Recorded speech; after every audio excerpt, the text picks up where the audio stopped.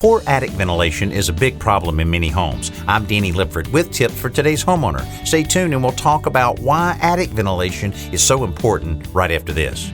Ready to make your slippery surfaces safer indoors and out? Deitch Coatings now brings you Track Safe Anti-Slip Sealer, and I think it's a winner. Track Safe is a tough pre-mixed clear coat you can roll onto slippery concrete, stone, tile, linoleum, and painted surfaces. It brings added beauty and foot traction to steps, wet pool decks and walkways, garage and interior floors, and more. Get a grip with slip-resistant Track Safe. Order today online through the Home Depot or at DeitchCoatings.com. If your attic space is too hot, it will be difficult keeping the inside of your home cool during the summer months. Because hot air rises, the attic will naturally be warmer.